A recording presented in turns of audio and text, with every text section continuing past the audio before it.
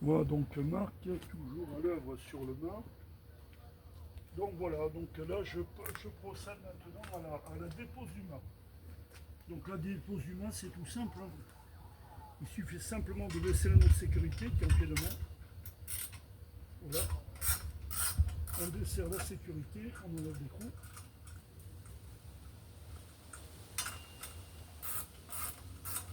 Je voulais mettre un écrou papillon, mais j'en avais pas dans ce diamètre-là actuellement. J'utilise une vis de diamètre 10.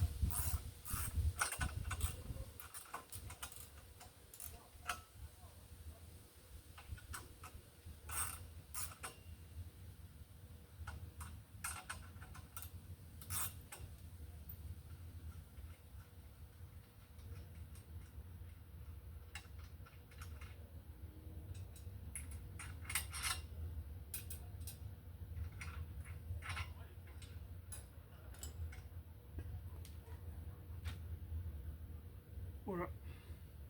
Donc à ce stade-là, on a enlevé la sécurité. Donc là, on va pouvoir maintenant faire pivoter le mât. Donc toujours pareil, on le remet dans l'accessible. Moi, parce que je suis sur une descente, mais en temps réel, il n'y a rien de besoin de remettre en place. Et là, tout doucement, voilà, on a toujours l'appui de la force qui est dans le tube. On descend notre ensemble tranquillement, sans se presser. Alors ici, vous rappelez qu'ici, il y a notre tube qui pourrait pendre pour venir défaire, donc on a un stand-by ici, pour venir défaire nos deux antennes qu'on aura mis au préalable, si besoin il y a. Et puis là, donc on continue à descendre doucement. Voilà. Hop, doucement. Ça va tout seul. Là, presque avec le doigt. Hein. On retient avec le doigt. Voilà. Et là, on pousse tranquillement.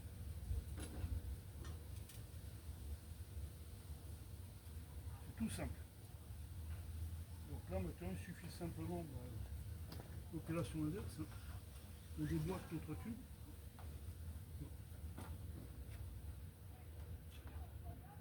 On enlève les petits colliers, ainsi de suite. Là, donc, bon, là, il y a le tournevis à la base, hein, parce que ça remplace ce petit morchon restant à faire. Hop, on est fait. Voilà. Là, c'est bon. Ici, le tube est parfaitement droit.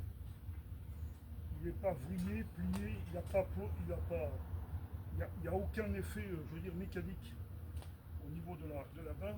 Je vais vous représenter. Alors que c'est de l'alu. Hein. Comme chacun sait, l'alu, malheureusement, il a tendance à flamber, à se plier et à rester cintré.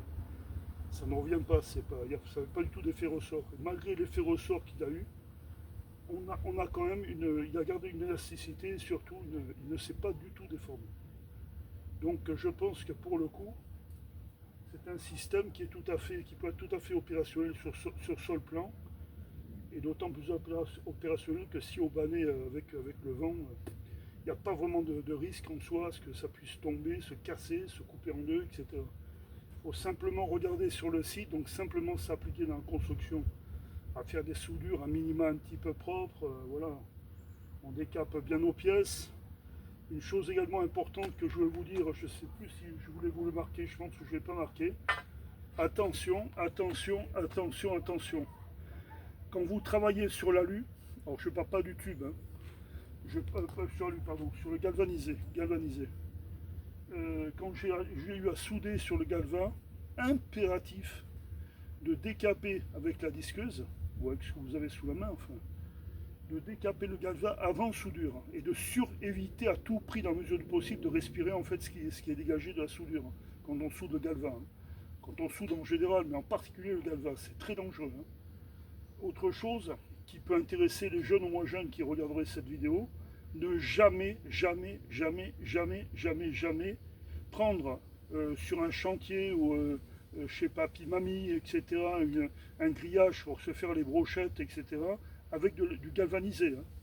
Surtout, dites bien ça dans votre entourage, évitez à tout prix ce genre de truc. Hein. C'est dangereux au plus haut point. Hein.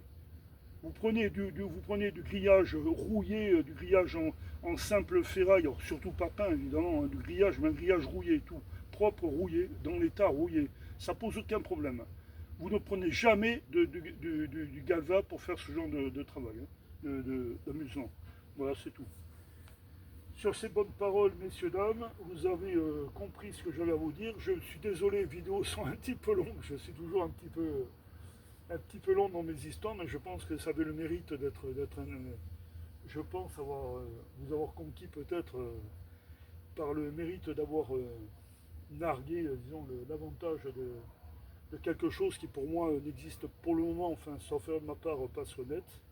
Quelque chose de simple, mobile, léger, qui peut être monté rapidement, qui peut être fabriqué rapidement, avec de la récupération.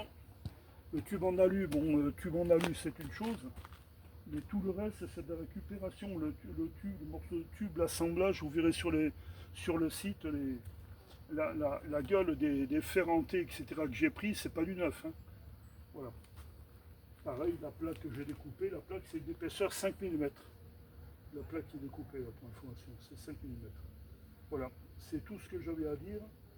Voilà, donc n'hésitez pas à aller sur F4TXR pour regarder les autres idées que j'ai dans la test. Allez, bonne journée à tous, merci de m'avoir suivi.